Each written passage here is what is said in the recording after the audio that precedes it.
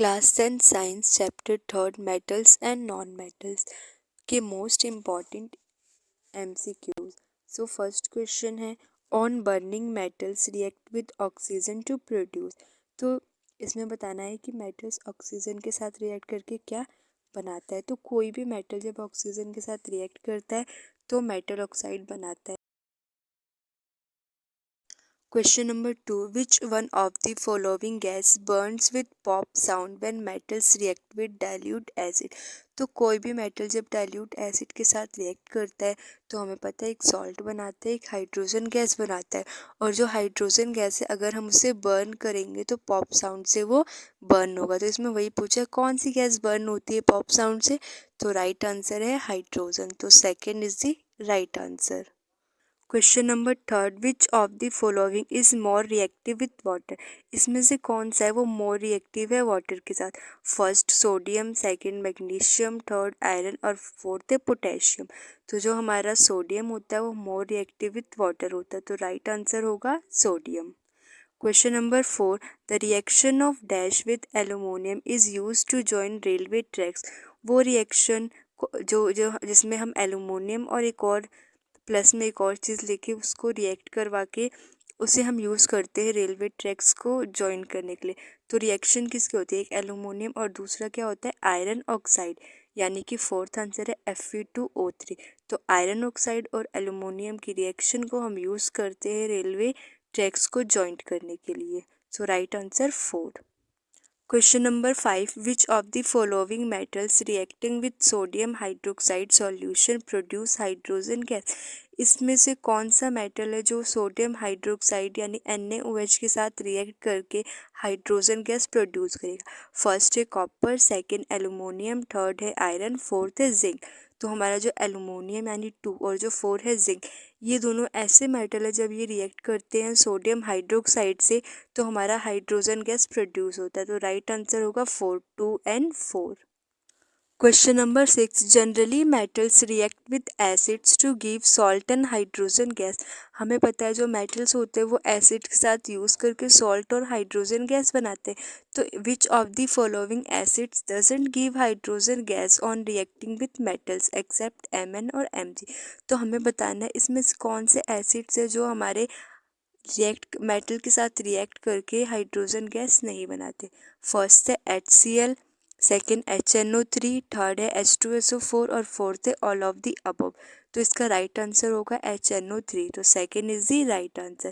Question number 7, ores mined from the earth are usually contaminated with large amount of impurity such as soil, sands, etc. Called. तो इसे क्या बोलते हैं, जो ऑर्स होते हैं जो हमारे अर्थ से निकलते हैं वो कॉन्टेमिनेटेड होते हैं बहुत सारी इम्प्योरिटीज से, जैसे सॉइल हो गया या सेट। तो उसे क्या बोलते हैं, रस्ट, गैंग, डर्ट या डस्ट। तो राइट आंसर है B, gangue. Question number 8, amalgam is an alloy of dash. जो एमेलगम है वो किसका एलॉय है, ए कॉपर और tin, B mercury, C lead और टीन और फोर्थ है copper and zinc. So right answer होगा B, mercury. Question number 9, which of the given non metals is liquid. इसमें से कौन सा नॉन मेटल वो लिक्विड है, ए कार्बन, बी ब्रोमाइन, सी फॉस्फोरस और डी है सल्फर। तो जो हमारा इसमें ब्रोमाइन है वो कैसा है, लिक्विड नॉन मेटल है। So right answer is B, bromine. Question number 9, name the metal which not react with hot as well as cold water. उस मेटल का नेम बताना है जो ना तो हॉट वाटर से रिएक्ट करता है ना ही कोल्ड वाटर से। सोडियम है, मैग्नीशियम है, कैल्शियम है और आयरन। तो राइट आंसर है डी, आयरन। आयरन ना तो हॉट वाटर से रिएक्ट करता है ना ही कोल्ड वाटर से। Question number 11, rusting of iron takes place in. जो लोहे में जंग लगता है वो किस में होता है, ऑर्डिनरी वाटर या distil water, both A and B या none of the above. So right answer है B, distil water. Question number 12, an alloy is dash. जो एलॉय है वो क्या है, एन एलिमेंट एक एलिमेंट है, एक कंपाउंड है या अ होमोजेनियस मिक्सचर, अ हेट्रोजेनियस मिक्सचर। तो इनमें से क्या है, तो एलॉय क्या होता है, सी आंसर होगा, a homogeneous mixture. Question number 13, the abilities of metal to be drawn into thin wire is known as. किसी भी मेटल की एबिलिटी होती है कि हम उसे थिन वायर में कन्वर्ट कर सकते हैं, उस प्रॉपर्टी को क्या बोलते हैं, डक्टिलिटी, मेलिएबिलिटी, सोनोरस या कंडक्टिविटी। सो राइट आंसर है डक्टिलिटी। सो डक्टिलिटी एक प्रॉपर्टीज है मेटल्स की जिसमें जो मेटल्स होते हैं ड्रॉन हो जाते हैं थिन वायर में। Question number 14, which of the given properties is generally not shown by metals. इनमें से कौन सी प्रॉपर्टी है जो मेटल शो नहीं करते। फर्स्ट है डक्टिलिटी, बी है इलेक्ट्रिकल कंडक्शन, सी है डलनेस, डी है सोनोरस इन नेचर। तो अगर हम डक्टिलिटी की बात करें तो जो मेटल्स होते हैं वो ईजिली थिन वायर में कन्वर्ट हो जाते हैं, ठीक है। बी क्या है इलेक्ट्रिकल कंडक्शन, जो मेटल्स होते हैं वो इलेक्ट्रिसिटी भी कंडक्ट करते हैं। सी क्या है डलनेस, जो मेटल्स होते हैं वो डलनेस शो नहीं करते। तो राइट आंसर होगा सी।